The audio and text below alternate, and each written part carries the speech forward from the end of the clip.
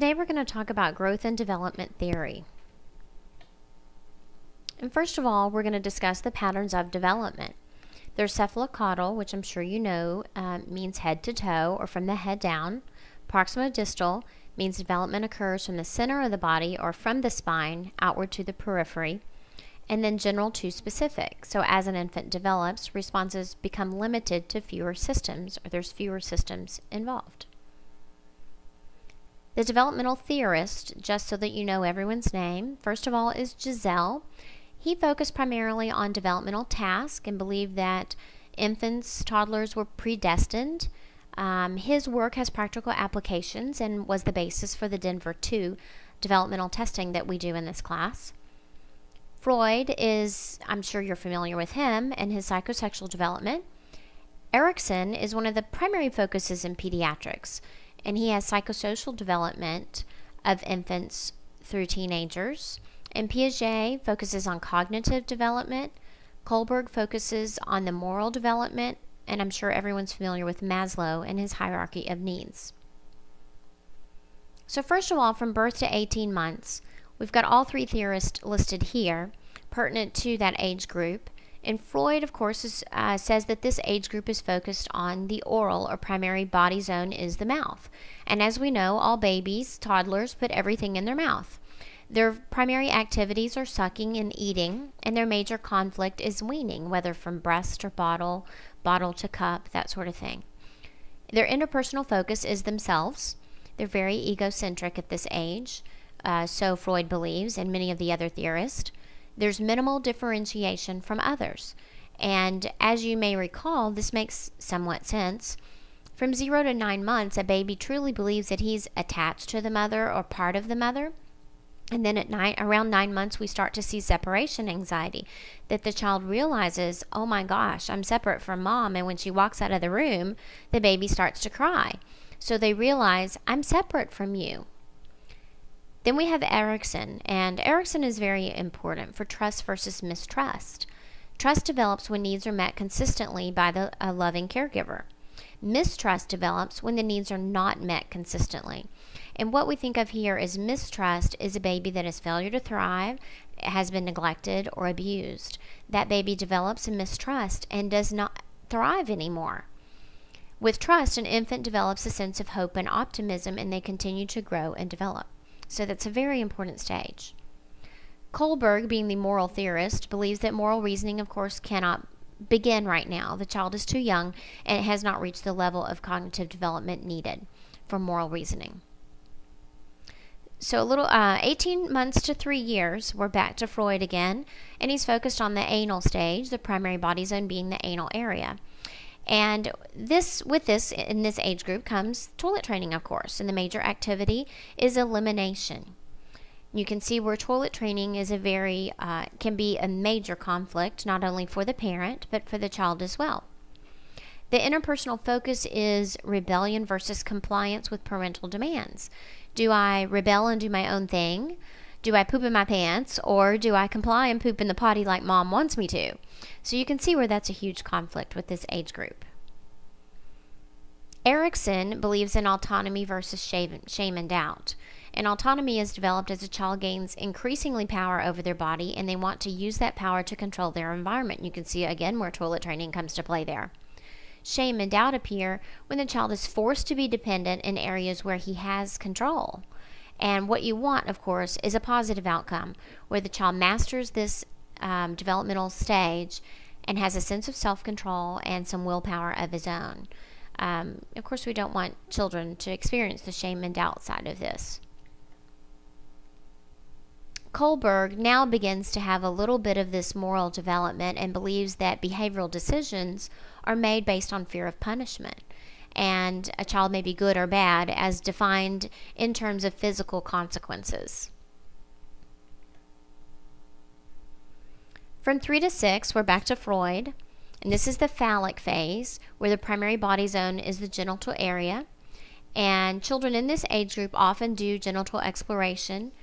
I'm not sure about the fantasy part, but we definitely get parents coming to the clinic that are worried about, oh my gosh, my child has been abused, he was abused at daycare. And, when you ask the parent, why do you think that? It's because the child has learned to masturbate. And I see this a lot in 4-year-olds, sometimes 5 or 6, but for some reason, that right at the age of 4 is when I see a lot of this. You have to reassure the parents that this is a normal phase.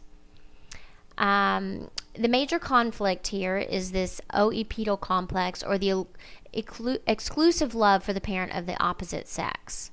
And the interpersonal focus is attraction to the opposite sex parent, but identification with the same sex parent. So I'll let you work that one out. That gets a little complicated. For Erikson, this is the initiative versus guilt phase.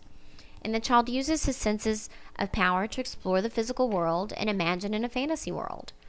Conscious is developed as a child starts to respond to an inner voice. And that's supposed to be guilt. Guilt arises when the child undertakes activities that are in conflict with the goals of others. So again, a positive outcome is seen when a child develops a sense of direction and purpose.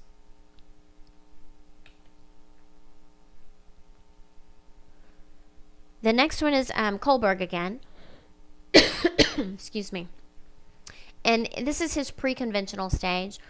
The instrumental relativist orientation, if you can say all these big words. He believes that behavioral decisions are based on a concern for self or egocentric satisfaction, although occasionally they may do something to please someone else if there is an advantage to themselves. Now, 6 to 11 years of age is latency. Freud does not have a primary body zone or a major conflict in the 6 to 11 age group.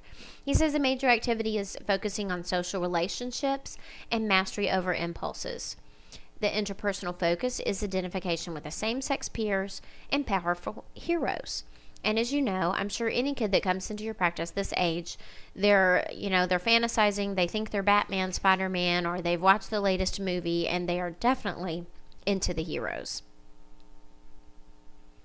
Erikson's stage from 6 to 11 is called industry versus inferiority. And he believes that the child works toward completion of tasks and activities, and they achieve a sense of accomplishment and mastery. The child becomes a rule learner and works cooperatively and competitively with others. The other side of that is that inferiority arises when a child is expected more than they can achieve. Of course, we want the positive outcome, and that's a child that develops a sense of competence. Kohlberg gets even deeper from 6 to 11 years of age and has these conventional concepts. The first being the interpersonal concordance orient, which would be the younger part of the age group, that behavioral decisions are based on a desire to gain approval from others, and judgment is made based on intention. So a child wanting to please his teacher, please his parents, that sort of thing. Then the next stage up from that would be the conventional law and order orientation, or behavioral decisions are based upon laws or rules, and again, respect for authority, respecting the teacher, following the rules at school, that sort of thing. And that these rules or laws take precedence over their own personal wishes, that they learn to follow the rules. Okay, the teenager, or preteen to teenager, the 12-year-old to 18-year-old, we're back to Freud again in the genital phase. And the primary body zone is the genitals, and the major activity in this age group is sexual maturation and expression. And the major conflict is separation from family. And if any of you have any teenagers, I think that you could say, wow, that's right on the mark. The interpersonal focus is successful relationships, social relationships outside of the family. And I think that one really makes a lot of sense. Erikson, along those same lines, the 12 to 18-year-old, looks at identity versus role confusion. The child becomes preoccupied with physical appearance, how he or she is seen by others, the roles he or she plays, how those concepts and values mesh with their peers and society. So they're basically developing their own identity and seeing where they fit in, which is exactly what a preteen and a teenager does. Role confusion occurs when the child is unable to solve conflicts between this concept of self and society. So, of course, they're a little confused, and we hope that they work that out. The positive outcome is seen in a sense of fidelity to values and other people. Kohlberg gets even deeper, the moral theorist, remember. He's got two post-conventional levels or stages here. The first is the social contract legalistic, where he says morality is based on personal values and people must work to change laws that are not moral or just. Once you've achieved that, you can move into the next stage, which is the post-conventional, the universal ethical principle, where morality is based on internalized ideas and the conscious rather than social rules, and the universal principles of what is just. So again, they want to follow rules, laws. If they don't believe in those, they believe that, or he believes that you should be a rule changer and change the things that you don't believe in.